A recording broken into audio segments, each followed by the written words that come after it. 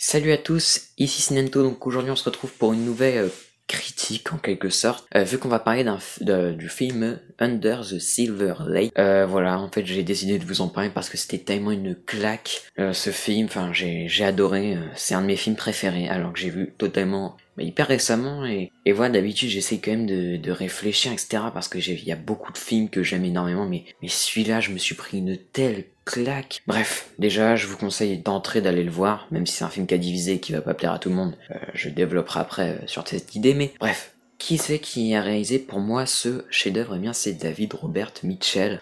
Donc, son tout premier film, c'était The Myth of the American Sleepover. Voilà, je ne connais pas, c'est un film qui est passé vraiment inaperçu. Donc, va falloir que je mate prochainement parce que du coup, il a aussi fait It Follows, voilà, son deuxième film, qui est un film d'horreur, on va dire fantastique, voilà, un peu à la Carpenter. Et c'est ça que j'ai beaucoup aimé, hein, comme j'adore Carpenter. J'ai adoré ce film, et même, c'est un film qui est meilleur que certains Carpenter. Carpenter, il a fait des bons films, mais voilà, des très bons films, il y en a quand même fait ouais 3-4 on va dire, sauf que là pour moi il a vraiment rendu un hommage avec It Follows à Carpenter. Vraiment, je vous conseille énormément ce film. Donc au casting de Under the Silver Lake, on retrouve Andrew Garfield, donc, qui a joué dans les Spider-Man de Mark Webb. Alors je suis pas forcément fan de ces Spider-Man, hein, je préfère largement la trilogie de Sam Raimi, et même les nouveaux, là, qu'il y a eu, les deux nouveaux avec le MCU, j'avoue que j'ai pas trop aimé. Et il a aussi joué dans Tu ne tueras point, un film de Mel Gibson que j'ai vu récemment, je me suis pris vraiment une claque, c'est pareil, c'est vraiment un très beau film de guerre, voilà, qui change un peu des films de guerre habituels.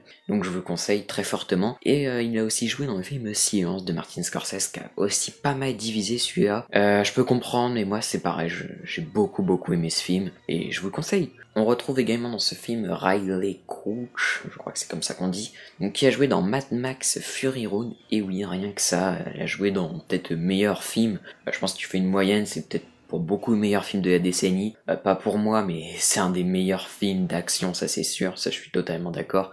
C'est un renouvellement total, le réal, je me demande comment il a réussi à faire ça. Et voilà, bon, si vous n'avez pas vu, mais je pense que vous l'avez vu, voyez Mad Max Fury Road. Elle a aussi joué dans le très bon The House That Jack Buck, qui a fait pas mal polémique. Voilà, je vais pas non plus parler de ça, mais c'est un excellent film que je vous recommande fortement. Ou encore dans It Comes at Night, que je n'ai pas encore vu. Il y a également au casting Topher Grace, qui a joué dans Spider-Man 3, donc celui de Sam Raimi, que moi j'aime beaucoup malgré les critiques négatives. Enfin, j'aime beaucoup.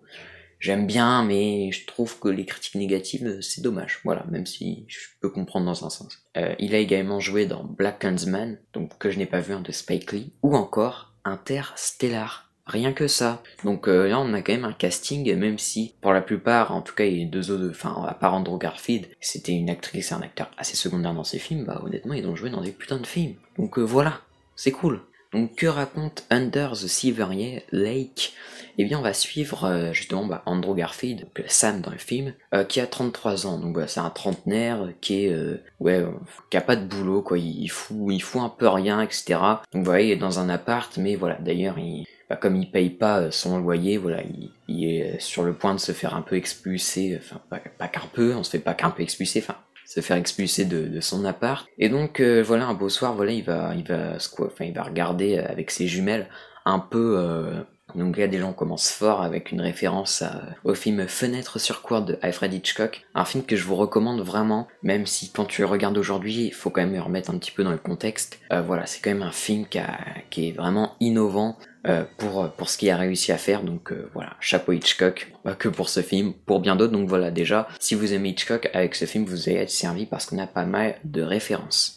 C'est un film qui est ultra référencé. Et donc justement, regardant avec ses jumelles, il va tomber sur une meuf qu'il a jamais vue. Et donc voilà, il va directement tomber amoureux, voilà, enfin il va vouloir essayer de la voir, et à un moment il va tomber sur elle. Donc voilà, elle va l'inviter à prendre un verre, machin, ils vont parler, et puis elle va lui dire reviens demain. Il va revenir le lendemain, et la surprise, eh bien, elle n'est plus, enfin, la maison est totalement vide, l'appart est totalement vide, il y a rien du tout. Voilà, elle vient de déménager, et puis il va trouver ça très bizarre, donc il va commencer à essayer de la retrouver. Et à partir de là, c'était juste excellent. Déjà, je trouve que le film il est hyper bien réalisé. Voilà, j'ai kiffé, j'ai adoré les décors, enfin l'ambiance. Déjà, tu te perds un peu au niveau de l'époque. Voilà, bon, on va dire que ça se déroule en 2018-2017. Parce que tu sais, t'as des voitures, t'as des trucs, enfin, bon, après on est à Los Angeles, mais ça fait très années 80, 90 un petit peu dans la forme, mais t'as des MacBooks, t'as des drones, donc tu te dis, ouais, enfin, tu te perds un peu là-dessus, ça, j'ai vraiment trouvé ça bien. Et même, enfin, toutes ces références à Alfred Hitchcock, également à Brian De Palma, parce que de toute façon, Brian De Palma, c'est un gars qui adore Hitchcock, donc dans ses films, il met beaucoup de choses d'Hitchcock, enfin voilà. Et du coup, comme j'adore ces deux réalisateurs, bah ça, j'ai pris un plaisir total. Andrew Garfield il est vraiment excellent dans son rôle. C'est pas un acteur que j'aimais beaucoup de base, même si avec Silence et Tu ne tueras point, il est vraiment remonté dans mon estime. Et là encore plus avec ce film, je le trouve vraiment bon. Et voilà, enfin tu vas y suivre, essayer de résoudre des énigmes avec des symboles qui vont mener à quelque chose d'autre, à quelque chose d'autre pour.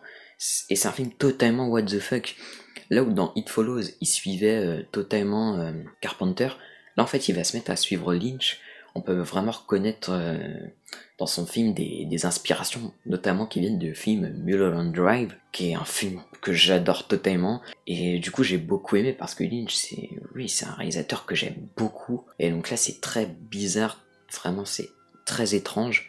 Donc du coup j'ai totalement pris mon pied. Donc voilà, quand je vous disais que ça divisait, c'est vrai que c'est un film qui a pas forcément un rythme très. Il y a pas. Enfin, ça bouge pas énormément. Au début, quand tu vois le synopsis, tu peux te dire, oh yes, ça a l'air hyper cool, machin, ça va bouger, machin. Mais non, le film dure 2h20, c'est quand même un rythme assez lent, même si c'est pas hyper lent, hein, c'est pas, voilà, comme du Midsommar ou des. Enfin, parce que c'est un film à 24, donc je rapproche les films, voilà, là on bouge quand même pas mal dans Los Angeles. Et donc, enfin, je sais pas pourquoi j'ai fait ces rapprochements d'ailleurs, parce que Midsommar ça a totalement rien à voir, bref, oubliez.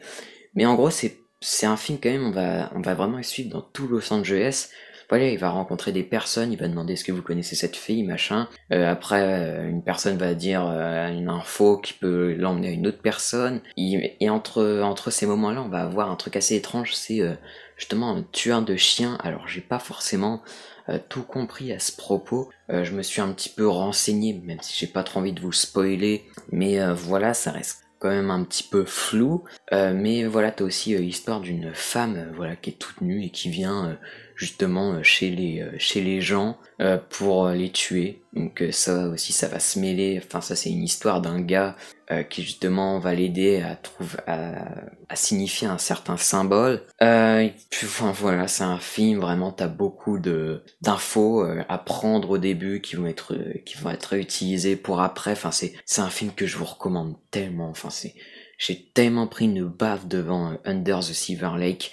C'est un film, voilà, dès que le confinement est fini. Enfin, tu peux encore commander, mais voilà, je préfère attendre. J'achète en Blu-ray. Donc voilà, du coup je pense qu'on peut clôturer cette vidéo. Alors oui, peut-être la fin également que j'ai pas trop compris. Voilà, j'avoue que c'est assez chelou la fin. Même c'est un film totalement chelou. Hein. Ça va pas plaire à tout le monde, je le redis encore une fois. Mais voilà, c'est totalement taré. C'est le genre de film que je kiffe. A24, c'est, je pense maintenant, mon studio de production préféré. Clairement, je me prends toujours des claques généralement avec leurs films. Donc merci à 24, merci David Robert Mitchell, merci Andrew Garfield pour ce putain de film. Et ouais, j'ai pris un gros panard. Donc salut.